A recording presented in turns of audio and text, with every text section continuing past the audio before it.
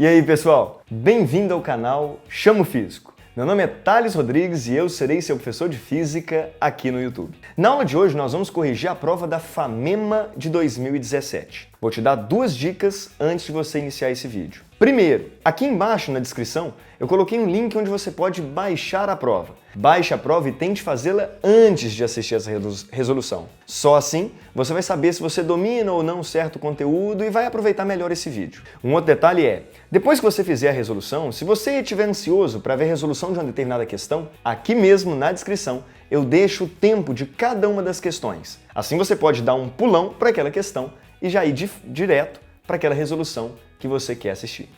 No mais é isso, bora para a nossa aula então!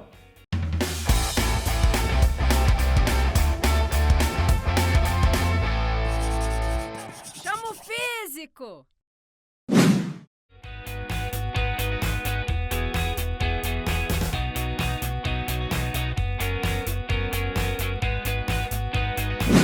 Bom, então veja bem, nessa primeira questão, ele diz que nós temos um helicóptero, tá? Que está andando horizontalmente, né? Voando horizontalmente com uma velocidade constante. E a questão pega esse helicóptero em 3 intervalos de tempos iguais. Tá aqui, ó. Ele andou sempre a mesma distância, ok? Entretanto, esse helicóptero ele vai largar uma bomba, tá? Essa bomba ela vai cair em queda livre por uma altura h e nós sabemos que como ela estava presa ao helicóptero, o helicóptero estava indo para a direita, ela também tem inicialmente uma velocidade para a direita. Assim, a bomba ela sofre então um lançamento horizontal e para um observador do solo, a trajetória é essa, né? Uma trajetória parabólica. A questão diz que no primeiro intervalo de tempo, a bomba desce por 20 metros, beleza? No primeiro intervalo de tempo ΔT. A questão pede, a partir da figura, que a gente determine quanto vale a altura h que ela foi abandonada. Veja bem, vamos resolver essa questão então por um jeito que é um jeito mágico para a gente fechar a questão. Um caso muito especial na cinemática. Todas as vezes que um corpo parte do repouso em um movimento acelerado, atenção, hein? Parte do repouso em um movimento acelerado, que é o nosso caso, né? Afinal de contas, veja bem, verticalmente ela não tem velocidade inicial, a bomba, e ela vai cair num movimento acelerado, a aceleração da gravidade. Todas as vezes que a gente tiver esse tipo de movimento, lembre-se de uma proporção mágica. Em intervalos de tempos iguais, as distâncias percorridas são da forma x, 3x, 5x, 7x, ou seja, seguem proporções ímpares. Como assim, Thales? Não estou entendendo não. Volta aqui para a figura. No primeiro intervalo de tempo, a bomba desceu um tanto que representa 20 metros. Eu vou falar que 20 metros vale x, ok? No próximo intervalo de tempo, veja bem, ela desceria esse tantinho aqui, ó. Esse tantinho, como é um movimento que parte do repouso de forma acelerada, esse movimento resultaria numa distância 3x. No próximo intervalo de tempo, ela vai cair mais um pouco. Cai mais um pouco, numa proporção que é dada como sendo 5x. Essa é a maneira mais rápida de você resolver essa questão. Então é importante que você saiba isso. Uma proporção muito especial é essa. Partindo do repouso, verticalmente, já que era um lançamento horizontal, em queda livre, aceleração constante, as distâncias percorridas em intervalos de tempos iguais seguem a proporção x, 3x, 5x, 7x. Então veja bem, se no primeiro intervalo de tempo o x valia 20 metros, no segundo intervalo de tempo ela andaria 20 vezes 3, ou seja, 60 metros. No próximo intervalo de tempo ela andaria 20 vezes 5, ou seja, 100 metros. Pronto. Vimos então que nesses 3 intervalos de tempo, o total então que ela percorreria seria 20 mais 60 mais 100, o que resulta numa altura h, somando todo mundo, de 180 metros. Então pronto, 180 metros é a altura que essa bomba despencou. Resposta, portanto, letra E. Bora para a próxima.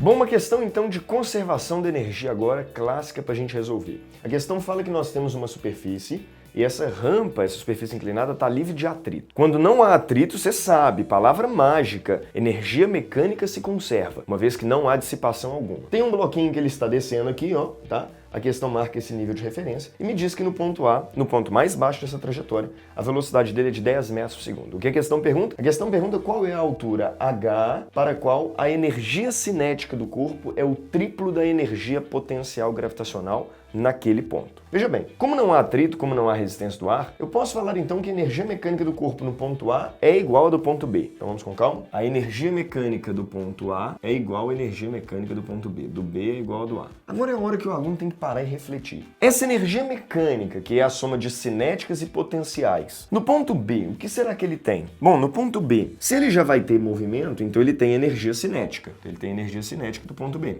Mas, como ele tem altura, ele tem energia potencial gravitacional. Então tem energia potencial gravitacional também, no ponto B.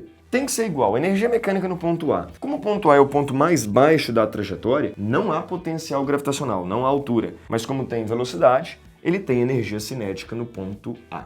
E detalhe, a condição da questão é falar que a energia cinética no ponto B seja o triplo da potencial no ponto B. Então aqui, ó, essa energia cinética do ponto B eu vou trocar por 3 vezes a energia potencial do ponto B. A cinética é o triplo da potencial, mais a própria potencial tem que ser igual à energia cinética no ponto A. Pronto, conclusão. 4 energia potencial do ponto B. E o que seria a energia potencial no ponto B? É mgh, né? Com a altura que eu quero determinar.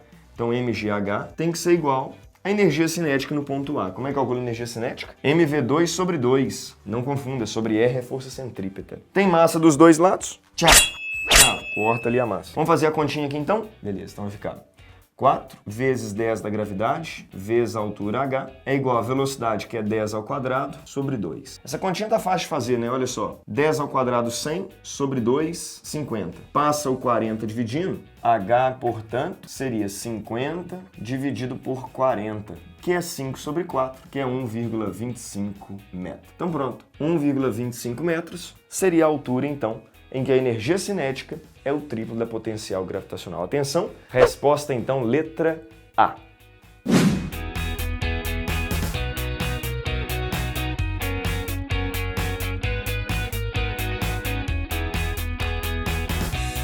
Bom, nossa próxima questão é a questão de gases, que envolve a segunda lei da termodinâmica com o estudo de máquinas térmicas. A questão faz referência a uma máquina térmica muito especial, que você já deve ter ouvido falar alguma vez, a chamada máquina de Carnot. A máquina de Carnot que é uma máquina idealizada, que apresenta o maior rendimento possível. Lembrando, o que é uma máquina térmica? Uma máquina térmica é aquele dispositivo que, a partir de transformações gasosas cíclicas, tá? Ele é capaz de pegar calor de uma chamada fonte quente e realizar trabalho. O melhor exemplo de uma máquina térmica, para que a coisa fique um pouco mais clara para você, é lembrar do motor de um carro. O motor de um carro é uma máquina térmica. Tudo bem, não funciona como o ciclo de Carnot, ele é idealizado. Mas o motor de um carro é uma máquina térmica, uma vez que ele pega calor da combustão da gasolina e parte dessa energia o gás consegue realizar trabalho, empurrando o carro, fazendo com que o carro adquira energia cinética. Ok? Bom, a questão ela faz 3 afirmações para a gente avaliar. Veja bem, primeiro, ele me deu aqui o ciclo de Carnot. A primeira coisa que ele pede para você avaliar é sobre a variação da energia interna.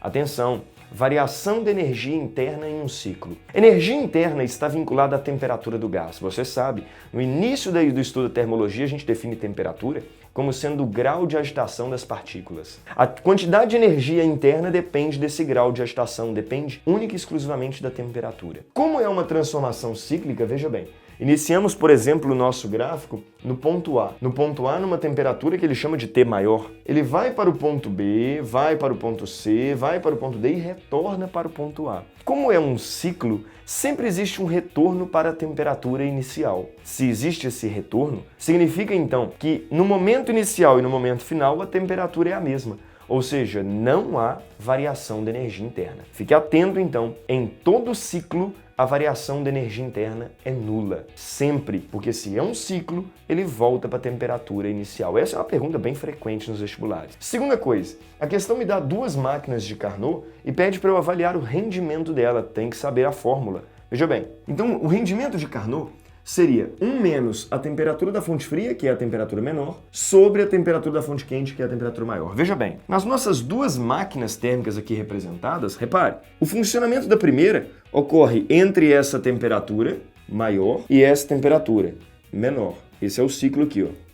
A segunda máquina está dentro da mesma faixa de temperatura, né? Ou seja, se é a mesma faixa de temperatura, o rendimento dela seria a mesma conta. Então essas duas máquinas, na verdade, apresentam o mesmo rendimento. Então já sabemos duas coisas, já descartamos várias opções de resposta. O rendimento delas é o mesmo, porque é a mesma faixa de temperatura, e também sabemos a variação da energia interna é zero, porque é um ciclo. Um detalhe que vale lembrar é, Thales, a máquina térmica, já que ela é a ideal, ela tem rendimento de 100%? Não. Repare, a conta não me diz que o rendimento dela é igual a 1. O rendimento dela ainda assim é abaixo de 100%. Até porque existe uma lei chamada segunda lei da termodinâmica que garante que o rendimento tem que ser obrigatoriamente abaixo de 100%. Até mesmo a máquina térmica de Carnot, o ciclo de Carnot, perde calor. Nessa etapa aqui, ó, CD, por exemplo. Observe, na etapa CD é uma transformação isotérmica. A temperatura está constante. O gás está reduzindo o seu volume, então ele está sofrendo trabalho. Ao sofrer trabalho, ele ganha energia. Mas para que a temperatura fique constante, ele tem que perder essa energia de alguma forma. Ele ganha no trabalho, mas ele perde no calor. Ou seja, nessa etapa aqui, ó, há dissipação de calor. E isso colabora para que o rendimento não seja de 100%. Então, a conta, né, ela me mostra isso. O rendimento não é de 100%. Para você quiser, né, se você quer saber qual é o rendimento dela, me diga qual é a temperatura que eu faço a conta e descubro qual é o rendimento. Mas vai dar abaixo de 100%. Tudo bem? Sendo assim, resposta letra D. Ou seja, nenhuma delas é capaz de transformar integralmente o calor em trabalho. Bora para a próxima.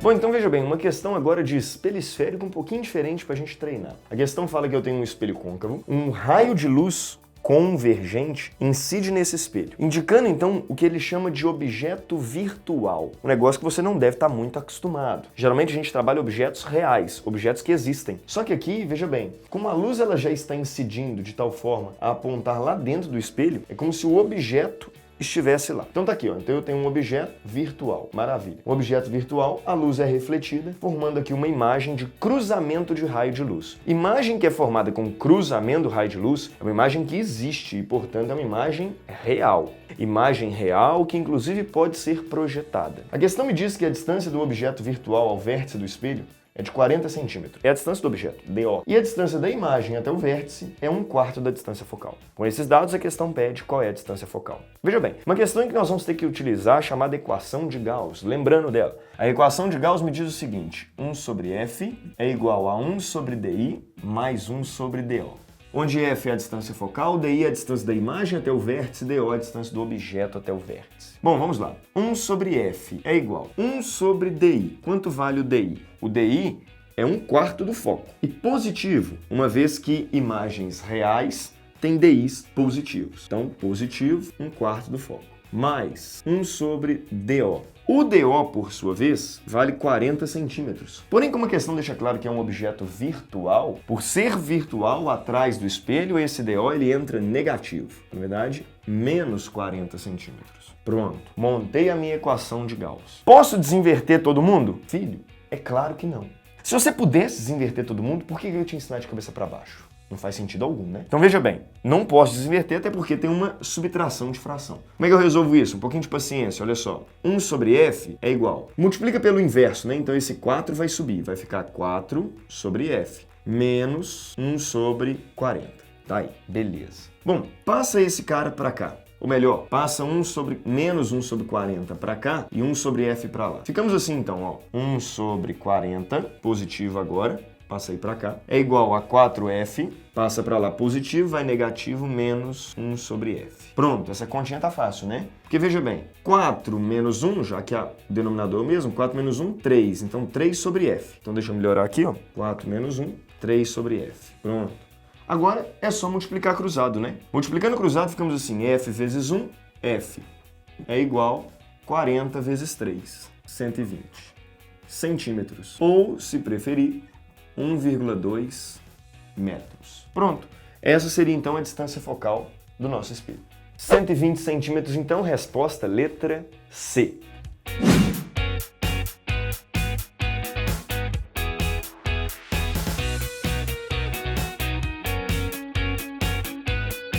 Bom, então uma questão de força magnética para a gente resolver aqui agora. Inclusive, Força magnética já foi tema aqui no canal. Dá uma olhada nesse vídeo aqui depois, caso você não lembre muito do conteúdo. Mas vem cá. A questão diz que nós temos uma região que tem um campo magnético entrando. O xizinho representa entrando. Nós temos a mesma espira, que ora é colocada na vertical, ora é colocada na horizontal. A questão me disse que nessa espira, que tem lado 25 centímetros e 10 centímetros, que essa espira ela tem uma corrente elétrica contínua circulando ela, apesar da questão não ter representado. E a gente sabe que corrente elétrica é movimento de carga. E movimento de carga em campo magnético pode gerar força magnética. A questão diz que, vai ter força magnética. E para manter a espira em equilíbrio, parada, por exemplo, em repouso, ou em MRU, tem que ter uma força F1 e F2. A questão me fala que na primeira situação F1 vale 10 newtons e pergunta quanto vale o F2. Primeira coisa, vamos começar a entender essa questão. Primeiro, se tem essa força aqui para cima,